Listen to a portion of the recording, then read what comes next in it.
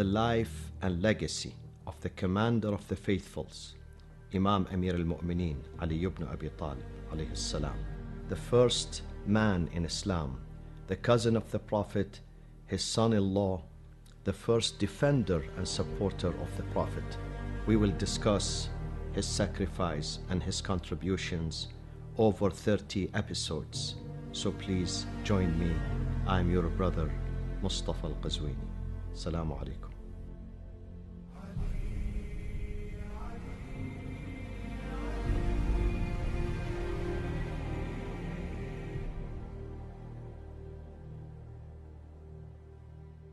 بسم الله الرحمن الرحيم. Alhamdulillahi Rabbil Alameen. In the name of Allah, the most merciful, the most compassionate. All our praise and gratitude are due to Him. He is our Creator, our Cherisher, and our Sustainer. May His peace and blessings be upon all the messengers and upon our beloved Messenger Muhammad sallallahu alayhi wa alihi wasallam, and upon his pure family and his immaculate and righteous companions. May the blessing of the Lord be upon you and with you, my dear brothers and sisters. Assalamu alaikum wa rahmatullahi wa barakatuh.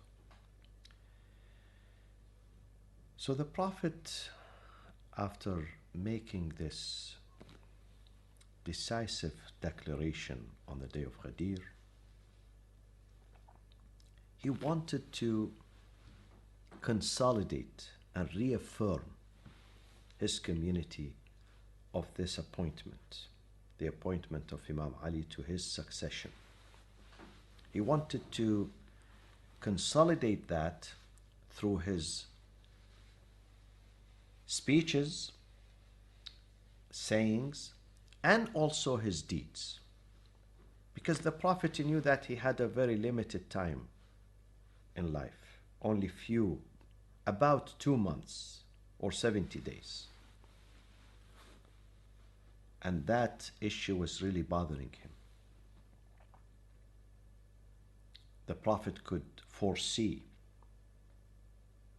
the mutiny, the disobedience, the division in his community.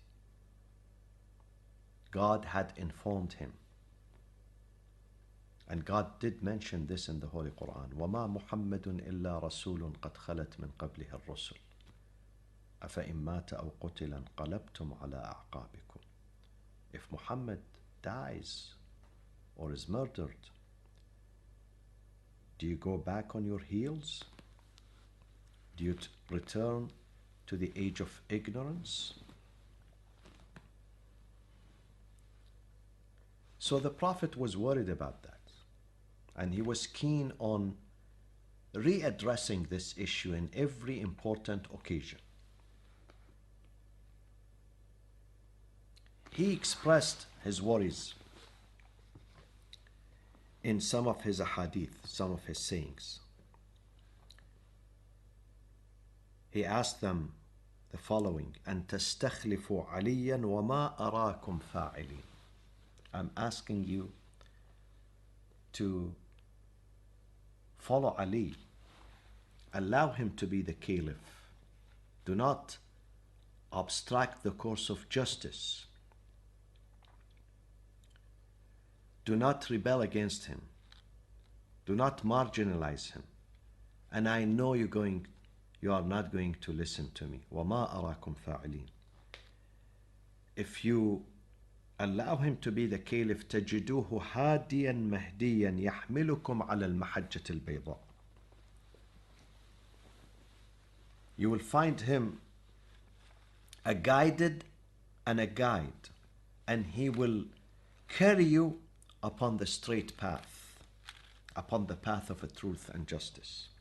Sa'ad ibn Ibadah, one of the leaders, or the main leader of Ansar, the helpers of the Prophet, from the tribe of Khazraj, he said,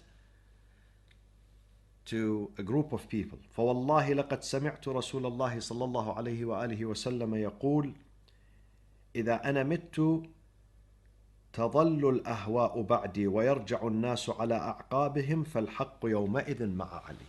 Once I die, people are going to go back on their heels. People are going to go into the misguidance direction. But the truth remains with Ali ibn Abi Talib.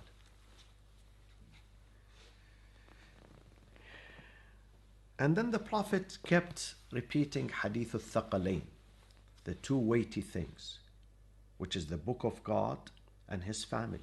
He kept reminding his community about them. So these are part of his sayings. In another place, the Prophet said, أيها الناس, when he came to Medina, يوشك أن أقبض قبضا سريعا. I am going to be taken. My soul is going to be taken soon. فينطلق بي, and I am going to be taken to my Lord. وقدمت إليكم القول معذرة إليكم. I leave no room for confusion. I have told you this before. ألا إني مخلف فيكم كتاب الله عز وجل وعترتي أهل بيتي. I'm leaving behind the book of God and my family. Then he holds the hand of Ali and say, هذا علي مع القرآن والقرآن مع علي لا يفترقان حتى يرد علي الحوض. This man is with the book and the book is with this man. They are not going to depart until they reach the pond of Kawthar. So these were part of his sayings, reaffirmation that he made about the decision, the divine decision of appointing Ali after the Prophet. Now some people say, what is the big deal about this? Why the Prophet keeps saying this? And what is the big deal about, Khilafah? Any person can become caliph. No, my friends, not any person can become caliph or emir or a president or a prime minister. Look at our countries. Look at America. Doesn't it make a difference when someone is qualified and competent and democratic and he has sanity and civility and education, when he becomes a president, from someone who lacks all these things? You don't see the difference? You don't see the difference in conduct? You see the difference in everything, in politics, in economy, even in social life. Even when you come to the people of that country, you see their spirits are different, their psyche becomes different.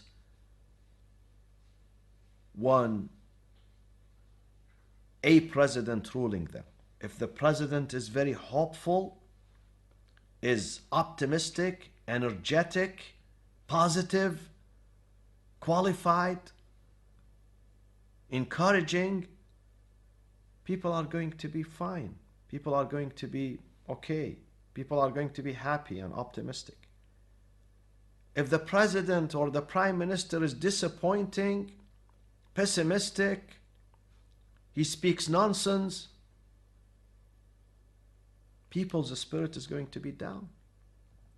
So definitely it makes a difference. It makes a big difference who the president is. The personality of the president and the caliph and the emir and the prime minister reflects on his own people, on his own society. It makes a difference, yes. Don't tell me it doesn't. Otherwise, God could have chosen anyone from the street to be a prophet. Why should he choose someone like Jesus or Moses or Abraham or Muhammad? He could have chosen anyone in the street. He tells them, listen, take my message, just deliver it and go. But he didn't do that. It was a painstakingly difficult selection. Istafa, God chose. Chose meaning with wisdom, not arbitrarily, not randomly, with wisdom. He chose specific leaders with great qualities to lead the nations, to bring them the message, to be a role model. The same thing after the prophets. They have successors. The message does not die. The prophet may die, but the message doesn't die. Those leaders who come after him should possess the same qualities. So here the prophet was preparing for this peaceful transition. He intended to make it peaceful transition. So when he dies, Imam Ali assumes leadership. So with the commands of his Lord, he asked all companions to leave the city of Medina. The Prophet knew that he's dying soon. He did not want any of his companions to stay in Medina while he's dying, except Imam Ali, to prevent commotion, to prevent fitna and mutiny from taking place. So the Prophet sent them, or he tried to dispatch them, though they didn't listen, to the north of Medina, to the border with the Roman Empire.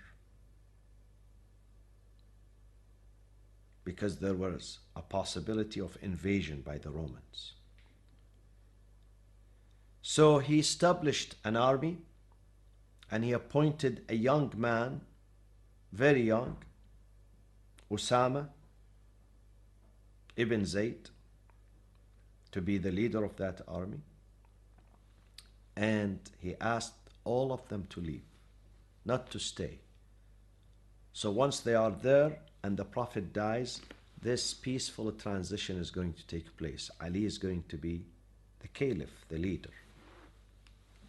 And then they come back and Ali is the leader. So there is no conflict over leadership. But they refused. They refused to go. The Prophet was on deathbed. He opens his eyes. They are still there. He said, "Didn't I ask you to leave Medina?" He kept reminding them. أنفذوا بعث أسامة. Ba'th means expedition, military expedition. أنفذوا. Go with it. Execute it and go. And then he was angry when they didn't listen to him. He said, لعن الله من تخلف عن بعث أسامة. May God never embrace in His mercy those who stay behind and don't listen to me, and they don't go in Osama's expedition. Again, nobody listened. It was only 3 days before his death, or maybe 4 days. It was Thursday. 4 days after that, Monday, the Prophet dies. So the Thursday before it, the last Thursday of the life of the Prophet, he's on his deathbed in his house. They all gathered around him. He opened his eyes. He said, "Why are you here? Didn't I ask you to leave? I want you to leave. Don't worry about me. Just leave with the expedition. I asked you to leave Medina." They didn't listen. They didn't leave. He kept opening his eyes, and they are still sitting there. So that was a disobedience. Then when the Prophet realized that they are not going to listen to him, which was very painful. When a person works 23 years to build a community based on social justice and piety and good manners. And now, few days before his death, he finds his community that he spent time on them and his effort and his life are not listening. It becomes very painful, my friends. So he said, "Ituni bidawatin wa qirtas," or "Ituni bikatif," different narrations. Simply means pen and paper. لأكتب لكم كتابا لن تضلوا بعدي أبدا. So I write my will, final will. And once you implement this final will, you are not going to be lost or confused or misguided. Again, they realize that the Prophet is going to write in his will the succession of Imam Ali. So they refused to give him.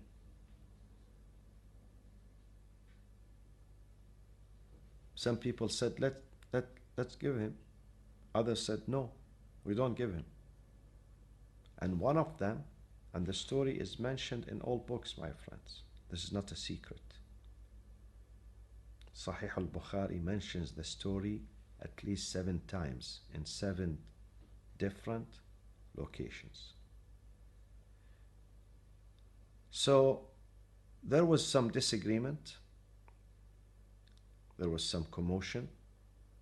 Some people say, let's give him. Others say, no, we don't give him. Hasbuna kitab Allah.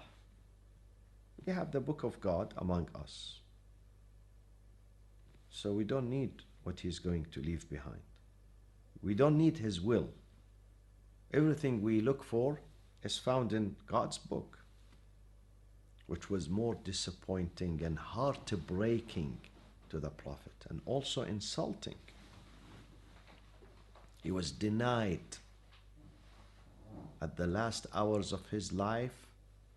The Prophet of Islam, the Messenger of God, was denied the right to give his will, to leave his will behind, written one. Otherwise, he said it many times, but he wanted to document that. They refused. فَكَثُرَ اللَّغَطُ عِنْدَ رَسُولِ اللَّهِ. Bukhari says, there was lots of commotion, disagreement, and lots of noises. The Prophet said, it's not befitting that you fight among yourselves while your Prophet is on deathbed. إِلَيْكُمْ عَنِّي. Please leave my room. قُومُوا عَنِّي. Leave me alone. Obviously, he was very angry.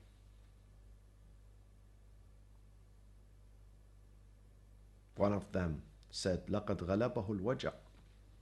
He's overwhelmed with pain. He doesn't know what he's talking about. It wasn't a happy ending at all. It was a very sad ending. That after 23 years, this is how some people return the favor to the Prophet of Islam. But of course, there were other companions who were loyal, who were steadfast, who were pious, who were very respectful of their leader, their Prophet. Now, if you want to know the names, the books of history are available. I really cannot say further than that. These are only headlines. But the details, you have to do your own homework.